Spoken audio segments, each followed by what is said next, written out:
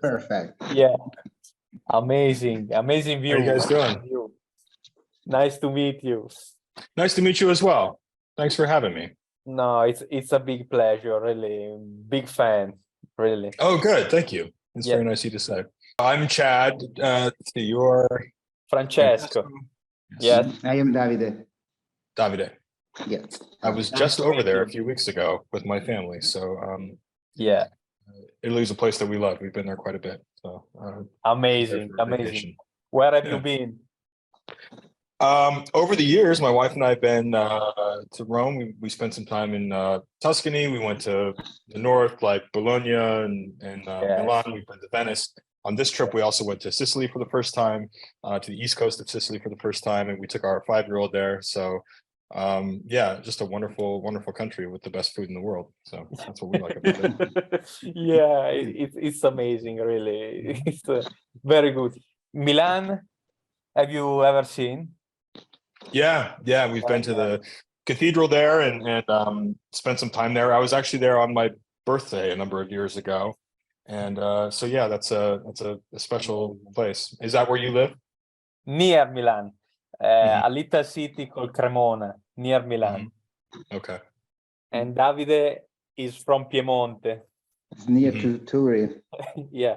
Near to Turin. Okay, I've not been to Turin, but I've been near it on the way to where would that have been on the way to? Was it Florence? I don't remember. But, you know Italy very well. Not really. I've been there a bunch, but and I've driven around and taken the trains. It's a place that we visit as often as we can. It's probably our favorite country to visit when we have the chance to do it. Amazing. Yeah. So we are so happy to have you. It's an honor, really. It's a big honor for us. We love your work, really. And thank you. My name is Francesco. I am an aspiring editor, and so I really love your work. Okay, great. I'm Davide. I am an aspiring screenwriter. Okay. So. Fantastic. Well, I mean, you're either doing it or not. Sounds like you guys are both doing it, right? Yeah.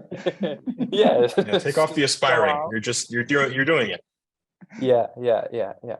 But we hope to be on something more than our little podcast. You know, we never met you, me and Davide. We are always online.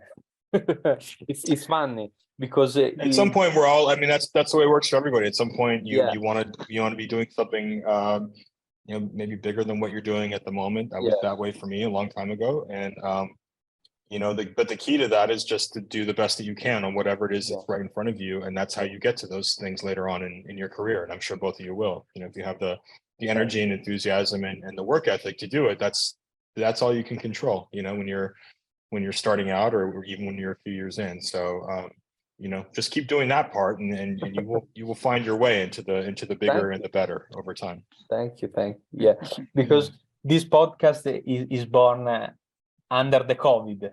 Wonderful. A lot of wonderful creative projects for people came out of that time when they were trying to figure out how to still be creative and how to engage with people and talk to people. I mean, none of us ever did anything like this, like Zooms, and now it's how I talk to most of the people that I work with. It's just become so commonplace. So that's wonderful. It's you took something positive out of the pandemic. Yeah. So shall we begin with the question? Let's do it. I'm ready. Thank you. So my first question is really simple. Where did you learn to edit? Your path to become a professionist and professional editor? Yeah, it's an interesting question, because I think that part of what makes me successful at this job I was born with, and I can tell you the part that I wasn't born with and how that all worked out. I think just when you find something that you're supposed to do in your life, no matter what it is, I think you're born with part of it and you work for the rest of it.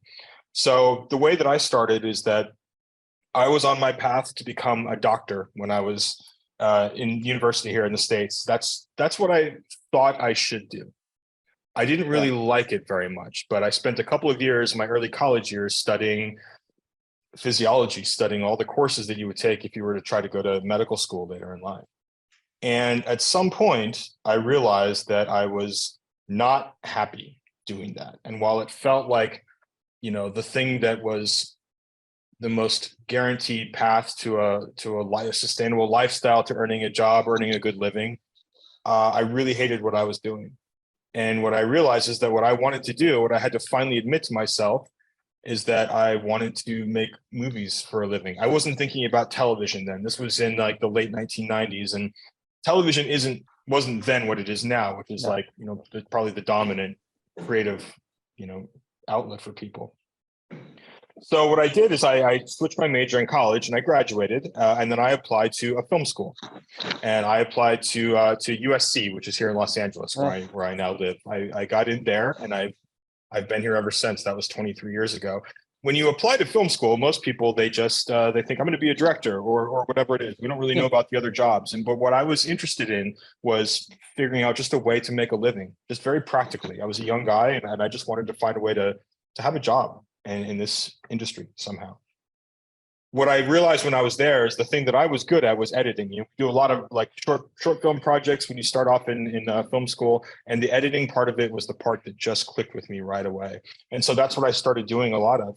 And then I started wanting to do it for my friends. And when you start off, you do all these things for free. Like we're all just trading, you know, our services with each other, working on each other's projects. I would edit for someone that maybe was a cinematographer on one of my film projects, you know, and so we just sort of started working that way. And I built up a reputation as someone who had who was good at editing. And I just did it all the time. And I worked really hard. When I was in school, the editing facilities were 24 hours a day. So you could sleep there if you wanted to, or even if you didn't want to, you're just too tired to go back home. So I spent many nights sleeping in the editing facilities, and I would wake up and I would keep going the next morning. I'm not recommending this as a way to live. This is just what I did. Yeah. I became very obsessive about it, and worked on as many things as I could. And so that by the time I was finishing up school and people started to go off and find their way into different jobs, different TV shows or movies or what have you, anytime there was like a low level editing thing that they had a chance to recommend somebody for, I was the guy that people would think of, because they had seen me in school spend all these hours just like obsessively working on editing and trying to get better at it. And so, at some point, the opportunities for the things that I would get became a little bit bigger and a little bit bigger and a little bit bigger. And then, I started to get credits on actual TV shows that people had heard of. But really what it started with was just all the little things. It's just getting a reputation among the people that I knew as someone who would do anything for a chance to edit something.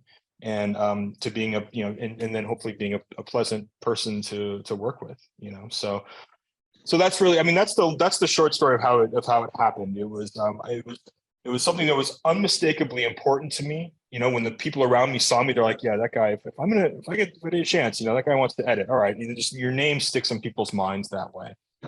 And then fortunately, then the rest of it is coincidence. The coincidence of why I worked for Taylor Sheridan is just that. It's a coincidence. I knew someone that introduced me to him, and then he and I developed a relationship, and now he's my primary creative partner in my career. So I think the enthusiasm and work ethic, though, that's the short answer. And it sounds corny, but that is really it. Like I left myself no other option. I just it was so clear that that's what I wanted to do.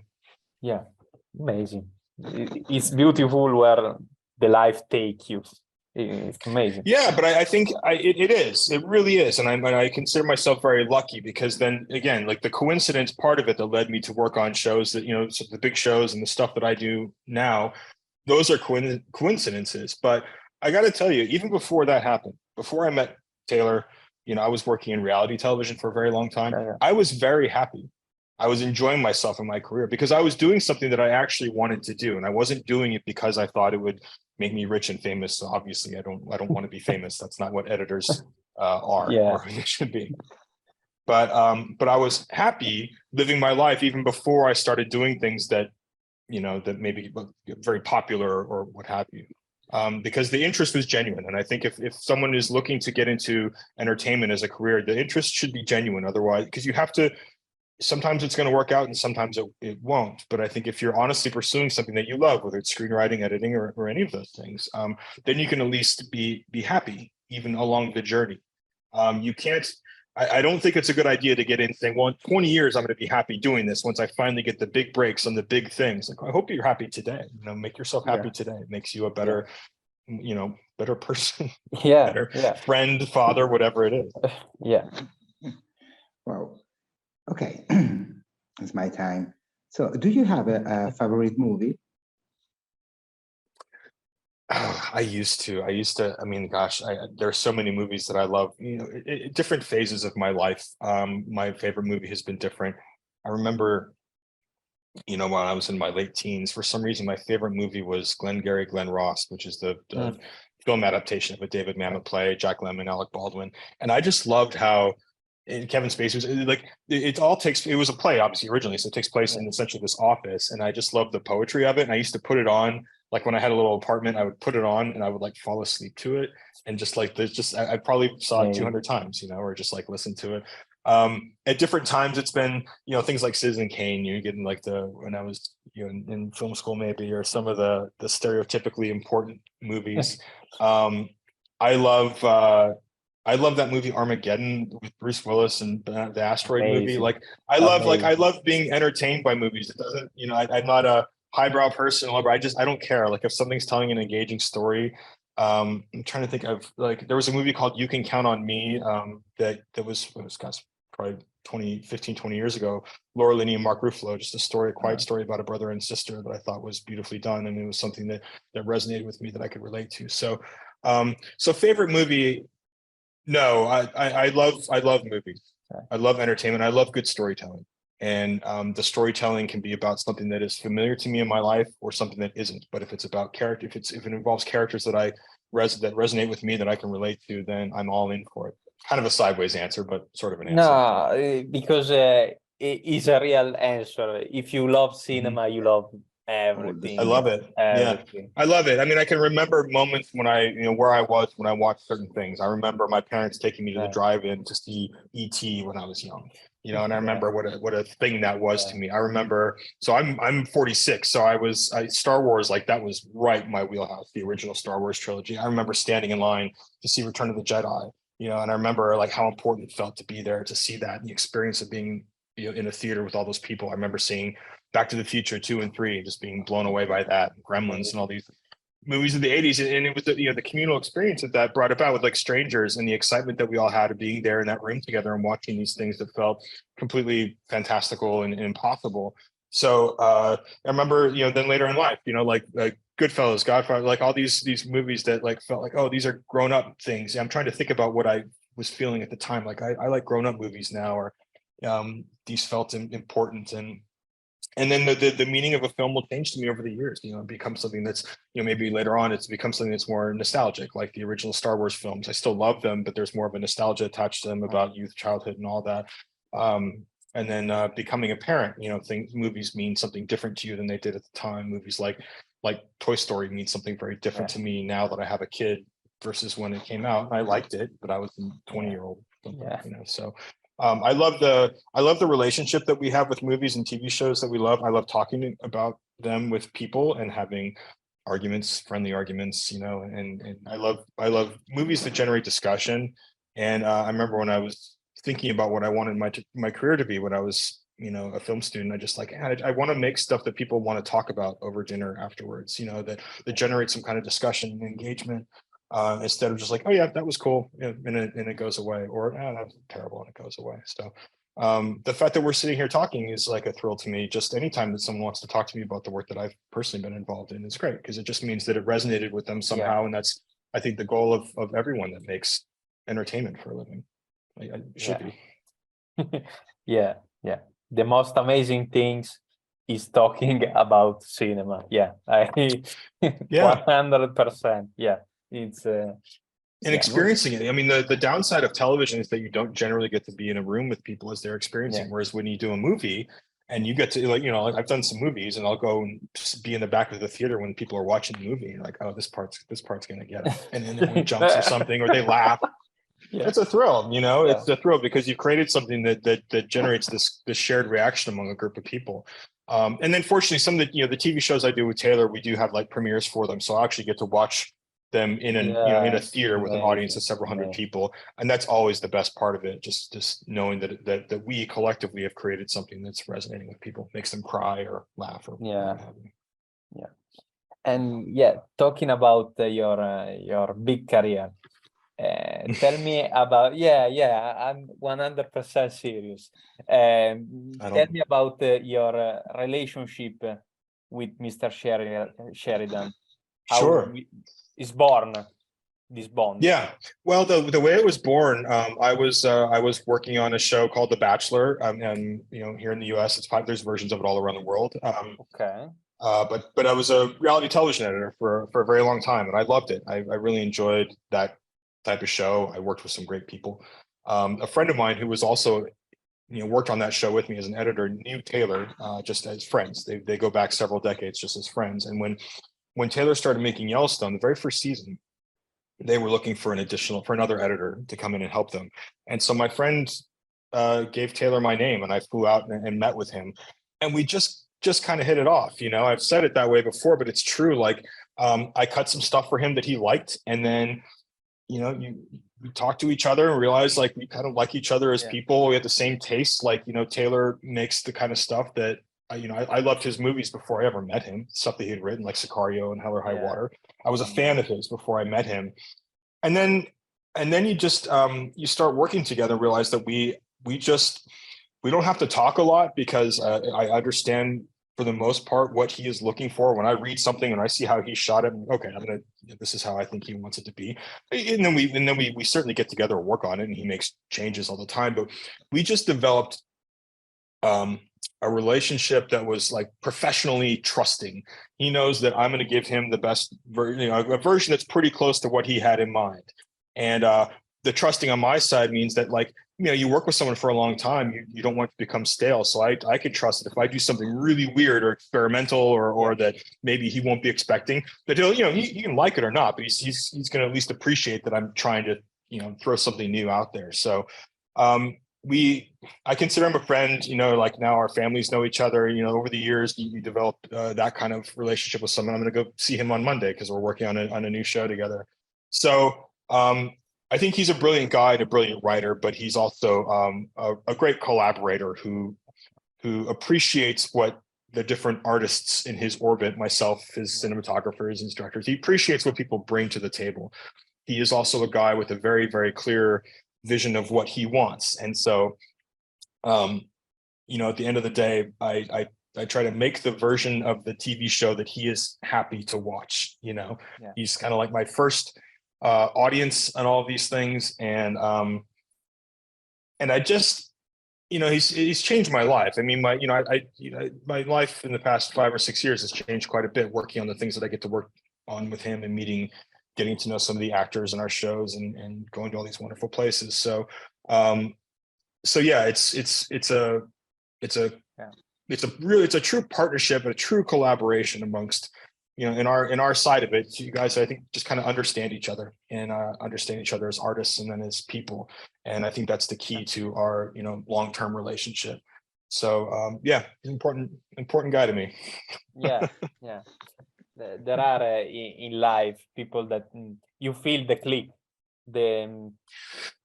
And sometimes you don't. And if that hadn't happened, we might have worked together, done a few episodes, and then parted ways. But we continue to I continue to enjoy working for him.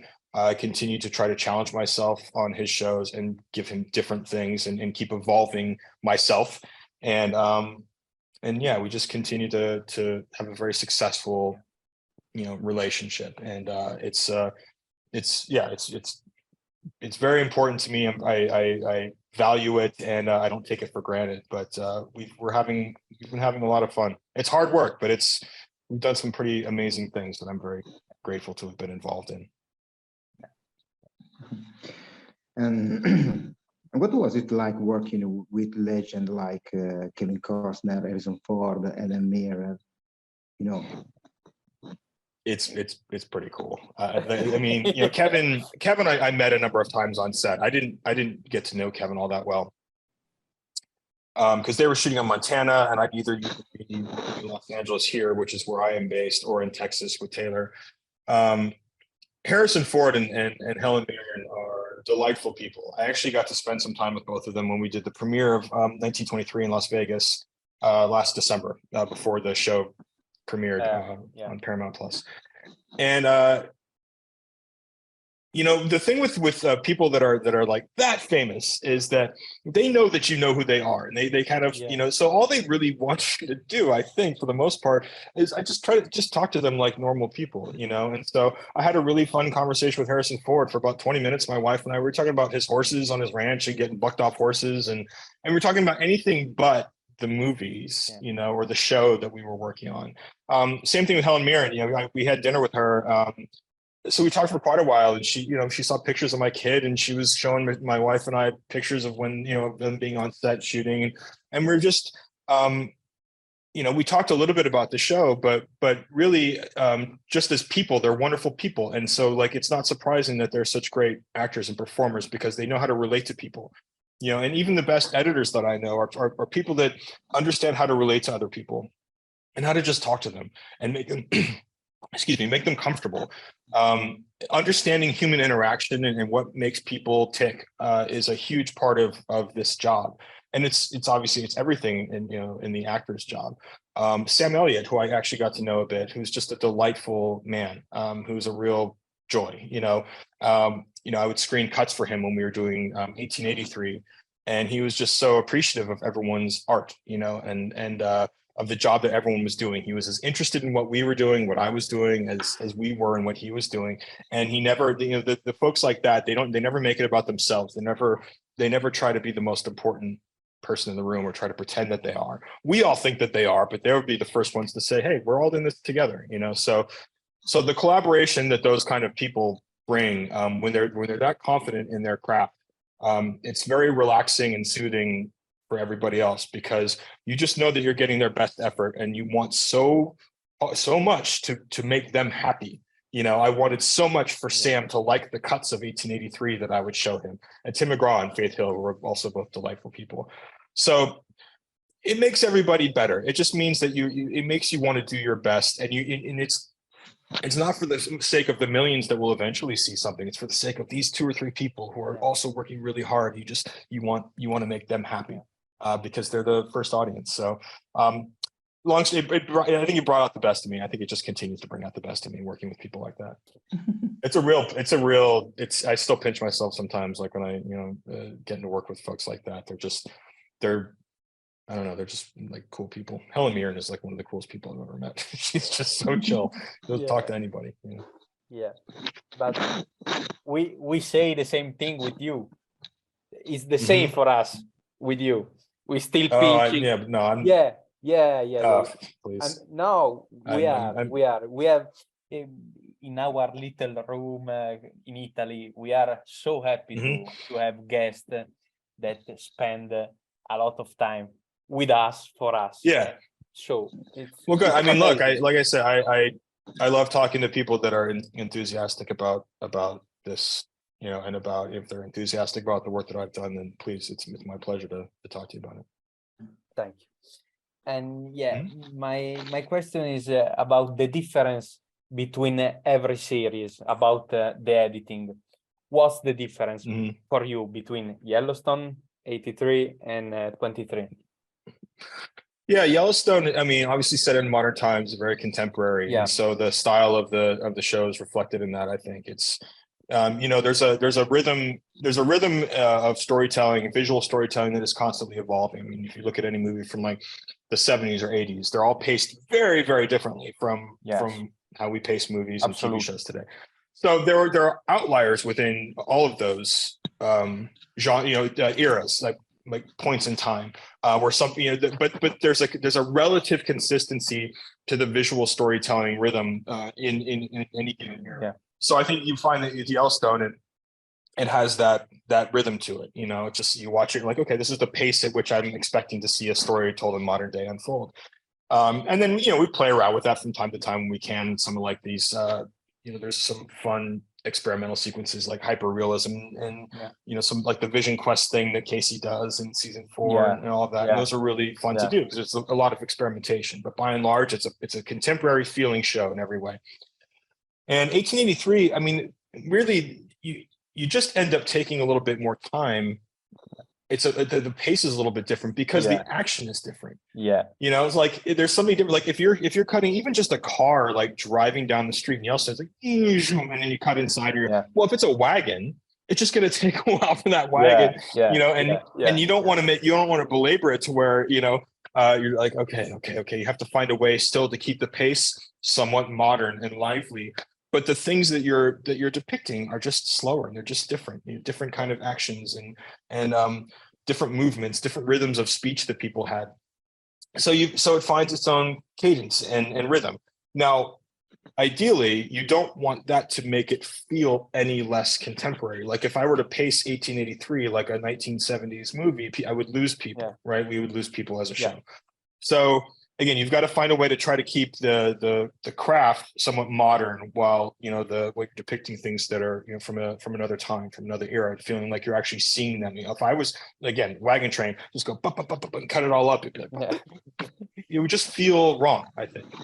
So without having any like sort of like specific example, that was the trick, is making sure that you felt when you were watching it, that you felt you were watching something that occurred in 1883, but you could sit at home now today with the modern way that we all look at movies and TV shows and still enjoy it and not feel like it was taking forever.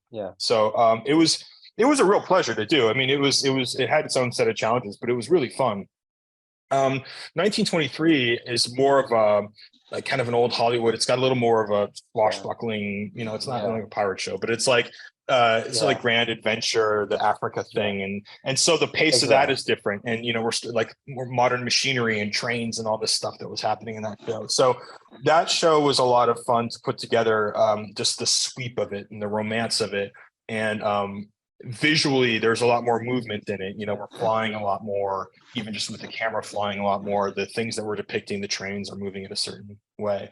The World War I stuff, which is very kinetic and visual. So yeah, again, it's all set, it's all cut for a modern audience, but the pieces move a little bit faster in that show, I think. Just the stuff moves a little bit faster. And it was written differently. There's a different cadence to the dialogue in 1923 because there was an evolution of what people, how people talked about things and the speed at which they were moving. So yeah, look, and at the end of the day, hopefully the audience notices none of this. And all they feel is that Yellowstone feels like this is a thing that could happen today. 1883 feels like a story that you could be watching that was plucked from that time. Like it could be a documentary, in 1923 the same way. Who the movie stars are, but like you want to feel on some level like you're watching a documentary at times about those times and places. It's amazing because you and all the crew created an amazing, because it is in Italy we call a fresco maybe. It's a big painting that we put on rock, on the and it's very big, and that 3 series talk about a big period, and it's an incredible story, and it's real. It's you feel it, and it's different from everything you see now in TV or in cinema.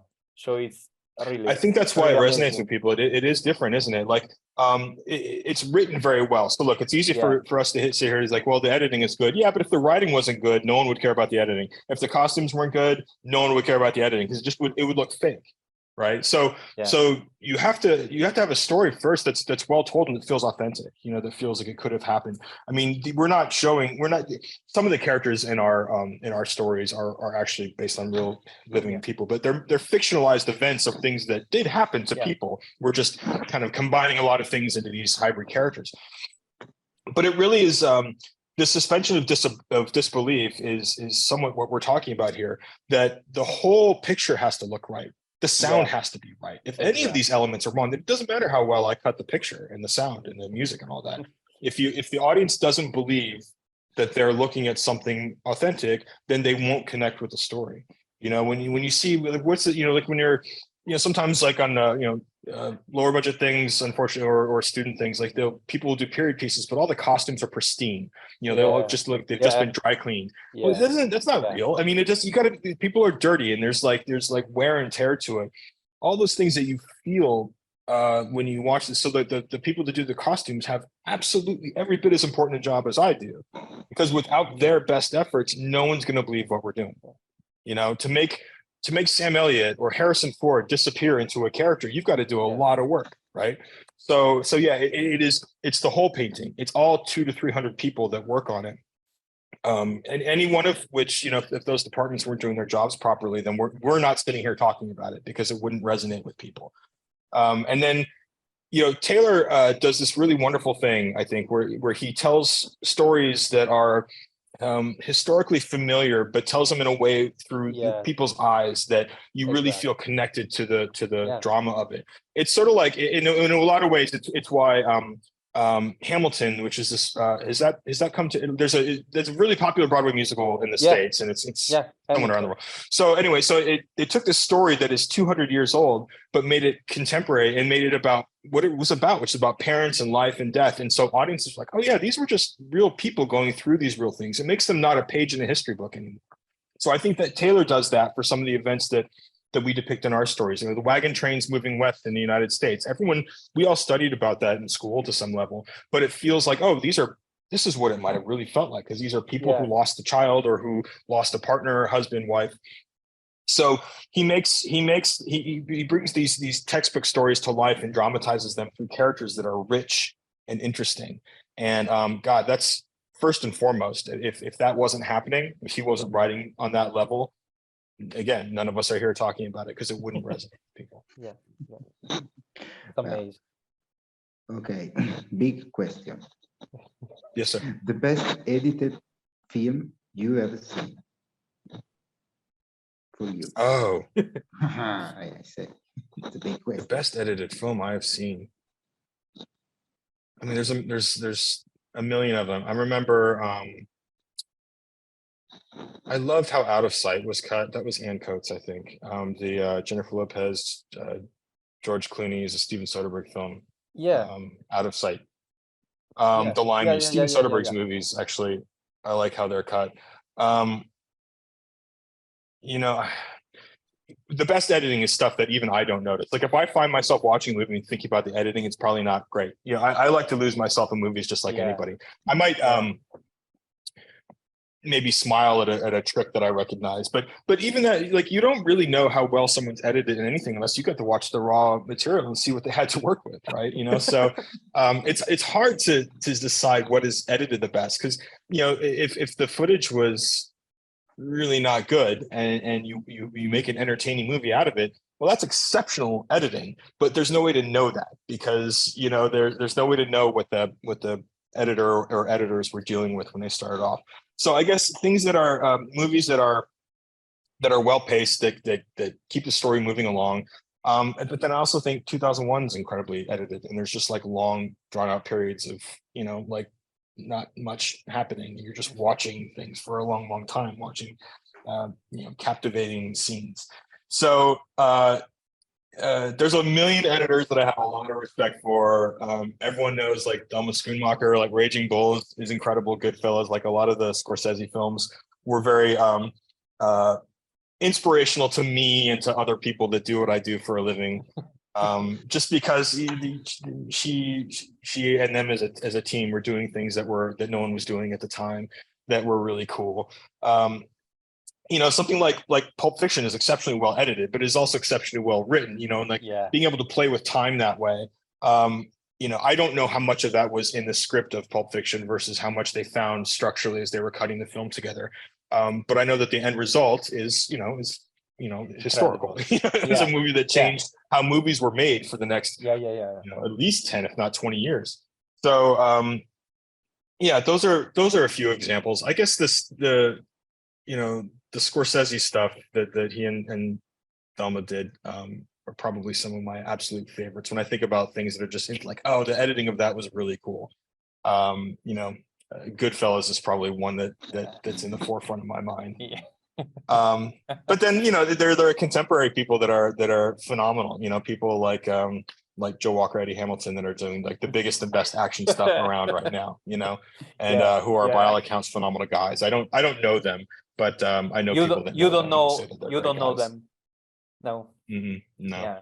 Amazing people. So yeah, that's what I hear. Yeah, you've talked to one of them, or you've talked to Joe, or to Eddie and to Joe Walker. Yeah, amazing. Yeah. I you know, like so like I respect it, you know, what those guys are doing. I mean, it's interesting. You know, they'll get maybe 5-10 years from now, we'll look back and they'll get some of the credit that they're doing. I mean, I know they both. I mean, Joe's an Academy Award winner, and Eddie's been nominated, so it's not like they don't get the recognition. But you know, there's the films that the test of time, that sustain that, and you look back and you can admire the craft on all levels. And again, costumes, cinematography, all that stuff is just every bit as important. But you know what makes a great editor to me is someone who knows how to tell a story and who enjoys collaborating with people. And by all accounts, those guys I listed are known as good collaborators, I think. And that's important, you know, to not feel that you are on an island trying to like save a movie as an editor. I think you know, what you bring to your working relationships is an openness to hear other ideas, to try something, a confidence to believe that you've got a way to solve it no matter what. And certainly have that, but a willingness and a desire even to just sit and listen to people and talk. It's a job that takes place in it's usually one person in a room, like where all of us are right now. But it is a collaborative art form. I think when it's done its best, and it's certainly then takes on a life of its own as the piece of art starts to interact with audiences around the world. But yeah, I think I started rambling there, but that's kind of how I feel. Well edited movies and people who edit well edited movies. I wanted to ask you a strange question about you edit some episode of a TV series. You treat each episode as a single entity, or when you have episode 1 to edit, episode 2 to edit, episode 3 to edit, somehow you put all together, and I don't know, maybe it's easy to do this, or episode is a single entity, is a single thing, then step to the other episode. I think that, well, no, I mean, honestly, it's a very good question. The way that they're shot usually is what's called crossboarding. Well, you'll shoot 2 or 3 episodes at a time. So on any given day, like say on Yellowstone, for instance, they'll shoot episodes 1 and 2 together at the same time. So like, because if there's a scene at like the governor's office, there's something from episode 2, something from episode 1. So on a given day, I might get scenes from just episode 2, just episode 1, or both of them together. So it's one big story. I mean, Taylor is very fond of saying this, and it's actually true. He doesn't think of it as TV episodes. He likes to make 8-hour movies, 10-hour movies, right? He teaches them all as one thing. And I think it actually helps all of us to think that way, because you're always trying to find connections between, what a character's done in episode 1 versus something they do in episode 4, instead of, if you don't really approach it in an isolated way like that. It's like, okay, there's something that happens in episode 4. Is there anything I could do to maybe foreshadow it in something that, like a look that they give or something that they do in episode 1? And then if you do that successfully, then your audience looks back, there's a payoff to it. Like, oh, there was something in episode 1 that, I don't have a specific, like they were kind of telling me this was going to happen. And it just increases your audience engagement with the story. So I think we look at it as one big living, breathing thing, the entire season of television. And Yellowstone, multiple seasons of television. I mean, there are things that happen in Yellowstone, and this is the fun of doing episodic television. We pay off things in season 4 that were set up in season 2 or season 5 that were set up in season 1 or 3 or whatever. So the ability of a story to like reference itself, which is how life works, right? You learn lessons in life and then you apply them later in life. And so it just leads to a more active engagement on the audience's behalf. But no, it's one big thing. And, whether I'm, on Yellowstone, I tend to be involved in every single episode in 1883, 1923, usually around 6 or so of them. So a good chunk of them, to where I feel like I can help, you know, create the bridge between different story arcs. And then we have other fantastic editors who've been with us for a long time, who do the same thing. You know, we're all just working towards the same goal, which is to tell a story that feels like it starts at episode 1 and it finishes in episode 8. It doesn't finish in episode 1, 2, 3. It's always moving forward. And you watch the other editors cut or other editors part to have a reference, or maybe we go that always way. It's all out there to be shared. So we're all on you know, we work on Avid partly because it's a collaborative, you know, software tool. It's you know, it's still the one that works the best for us. And so at any time, anyone can watch, you know, what any other editor has done, and I certainly encourage it. I mean, always, you know, if I finish a scene or I finish a cut, it's like, here's where everyone can find it. Go look at it, see if it brings up something for you in the episode you're doing, or if you want to, you need to tell me like, hey, can you set this up a little bit better? Because in my episode, it pays off differently. There's a exchange of information that's really vital. I mean, you know, before COVID, we would all be in the same building together. And so you would see the other editors all the time. You would just go into their room. You would be like, hey, I cut this scene. You know, what do you, I want to show it to you. What do you think? And you get to sit there and talk with them face to face. We don't do that anymore. And so it's lessened the amount of collaboration. There's no doubt about it. There's just no way around that. But when we can, to me, it is important to do it and to keep a dialogue going between those of us who are, you know, we're all trying to tell the same story. Sort of the in-person necessity is why I actually do see Taylor quite a lot. I travel to see him every, you know, usually a week and a half or 2 weeks. I fly out to see him because there's just an in-person thing, an energy, and an exchange of ideas that is impossible to get, no matter how much we've all become accustomed to talking this way.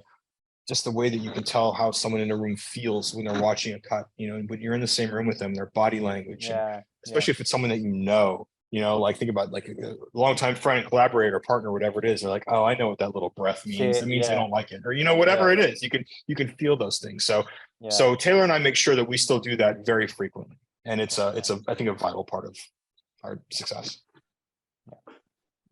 That's right, because on cinema, we know everything. One editor or maybe two and assistant. Okay, straight. But in a TV series that maybe 10 hours long, 9 hours long, with more editor, more team, is interesting. Usually a few people at least, just to get all the work done in the amount of time that we have. And then one of the ways to keep, you know, uniformity is like Taylor sees everything, and then a lot of times I will do the final, like Taylor's cut of something, and again, it's just a uniformity thing, to trying to make sure that the work feels even. But then that's certainly not always the case, and you know, as we've gone along, it's also helpful to have other people working on things, because there's by definition they bring fresh ideas, different ideas, try things a way that you wouldn't have thought of to try it. So you know, when you're telling stories that are that long, 8 to 10 hours of a season of TV, it's always good to have more ideas, I think.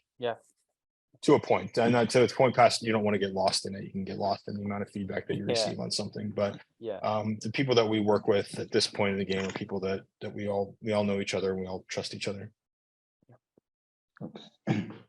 Okay, my last question is this: which director would you like to collaborate with in the future? I think Paul Thomas Anderson is a guy that I would love to do a movie for someday. I like his stuff a lot. And I always, for some reason, his movies have always just like resonated with me. So that's someone. Who else? I don't know. I mean, there's so many people doing like interesting work, you know, and I have friends of mine that are not famous, that I would love to do movies with, you know, that you know, those are some of the people that I would actually love to work with the most, or people that, you know, friends of some of my closest friends are still people that I know from film school 20 years ago, and there are people there that I would like to continue to work with, to make more movies with. And so every once in a while I get that opportunity, and when I do, it's always very special. So if a story is interesting, I'm there for it. It doesn't matter what it is. It doesn't have to be something huge. It doesn't have to be, this kind of stuff. But I continue to be excited and challenged by my work with Taylor. But someday he'll want to take a break, or he'll want to stop, and I'll have to find something else to do. And I will. It won't be easy, but I'll do it. So yeah. Yeah, it's hard to imagine. Actually, we've been working together for so long. But I wanted to ask you about your movie that you make with Mr. Sheridan, Those Who Wish Me Dead. Yeah. You come to a big period of editing the Yellowstone, right? And then you do the movie. How is different working with him on a TV series and on a movie with him? Yeah, I wish I could say that it was one then the other. There was a lot of overlap, actually. I had never been busier in my entire life than year 2020. Yeah. But it's very different. I mean, Those Who Wish Me Dead, we took 2 years to do that movie. Now, a big part of why is because COVID hit during that movie. Yeah. So we had shot the movie in mid to late 2019, I think, in New Mexico. And so there we had a cut of it. He and I had a cut of it. And then COVID happened, and then we had to figure out how we were going to continue to work. And ultimately I ended up here in my home studio where I work. But it took some time to figure that out. And then because it was a big special effects movie, there were probably 2,000 special effects shots in Those Who Wish Me Dead, I think. And so the second year of the movie was me working with the special effects team on the visual effects, like all the fire effects for that movie, all that stuff took so long to choreograph, and to, we had to go back and forth with the picture, when a shot would come in, dropping it into the timeline and saying, okay, does this work with the shots around it? All right, we need the fire to do something a little bit different. And because of how fire works in animation, you don't animate it exactly. You put it into, an engine that calculates based on physics. It calculates what fire would do given the parameters that you input. So there's a lot of trial and error, I guess you'd say. So there was a lot of that. And for that part, Taylor was working on so many other things that I just handled that. And then I would take him batches of shots, but on every single day I was in Zoom meetings like this with the visual effects people about how the, different shots and how they were coming along, and we would just jump around based on what was coming in for the movie. And then I would travel to him, and he would give his notes, and we do that. So I guess the actual cutting of the movie wasn't that much different than making a TV show. It was the massive process after that to get it through the visual effects stage. And then also, it was a Warner Brothers movie, so there were preview audiences. We previewed that movie at least 4 or 5 different times. And so we'd have preview screenings that we'd have to gear up for, and I'd have to do mixes for those, and we'd take it to a theater, we'd show it to 500 people, and they would get their notes back on it. And so there were these various times when it became very, very hectic, and there was a lot of work happening. And then it would ebb and flow a little bit.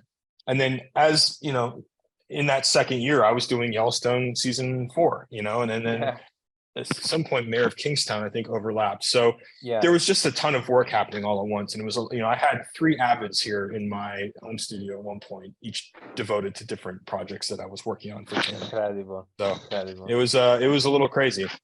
But yeah, and ultimately then we did the ADR, the mixing of Warner Brothers, and I was involved in all of that. So, again, the actual bits, the nuts and bolts of the process were the same, just the time horizon was so much longer, and the special effects work took so much longer. I think we could have, without COVID, we probably would have figured out a way to do that movie in a year. But we started in 2019, and I think when it came out in May of 2021. So 21, yeah. And correct me if I'm wrong, it was released not in cinema, or maybe I'm wrong. In the US, it was in a limited capacity, and unfortunately, it was at that time, and it was also released HBO simultaneously on HBO Max. Yeah. So most of the people I know that saw it were all like, people were like texting me like, "Hey, I'm watching it at home," so that's how people saw it. I went to see it on opening night with some friends at the Man's Chinese in Los Angeles just for fun. Yeah, amazing. But so it had a theatrical run, but it was still very much at a time when people were scared to go to the movies. Yeah. So it's a movie that whatever it would have made, I don't know, but it would have had more folks go see it in the theaters had it come out at any other time in our nation's history. Yeah. So it's too bad, because it's one of those movies where the theatrical experience of it is quite different than the home viewing experience of it. And so as selfishly want people to experience it big and bold and with all the the big sound effects and all that stuff. But I watch it on TV. Yeah, because I think that in Italy I don't remember. I have to look, but for me, don't release at cinema for a long time, or in a lot of cinema. I think I saw it on VOD, video on demand. I think, but that's how most people saw it, and that's okay. Or like, it still plays like on airplanes. Sometimes, every once in a while, I'll be on a flight and I'll see someone watching like Those Who Wish Me Dead or 1883, which is like, however people see it is great. It's still fun, like, oh, good. I'll kind of look at them like I know a part's coming up and see how they react, see if they're into it or not. But that happens actually frequently with the TV shows for sure. So I'm just happy when people experience them and happy when people watch them, and it doesn't really, ultimately it doesn't matter how. And last I know last thing that I wanted we go please and the last part of the fifth season of Yellowstone. when we see it, when we can see it, I don't know the answer. I really don't. You don't know. I don't know the answer. I can tell you that we haven't shot it yet. So it's gonna be a little while. Everyone is very eager to see it, myself included. I'm eager to get to work on it. So I really don't know the answer. I hope it's this year, and there are a lot of folks working very diligently on that, but I don't know. We'll have to wait and see. Together, even me. Together. And you don't know if it's the last one as well. I don't. I truly don't know. Yeah. Understand it. Yeah. But we love all of this. So thank you. I'm so happy to hear that. I'm happy that you guys enjoy the shows and big fan. Big fan. Great. Well, then, next time there's another project to talk about, maybe we'll talk again. But it's a pleasure to talk to you guys, and I love that this podcast sprung out of COVID, and that you talked to some really interesting people in the episodes that I've seen. So you. Great work. I hope so. Yeah. Thank you so much. All right, guys, my pleasure. Take care. Good talking to you. Thank you. Bye-bye. Have a good night. Bye-bye.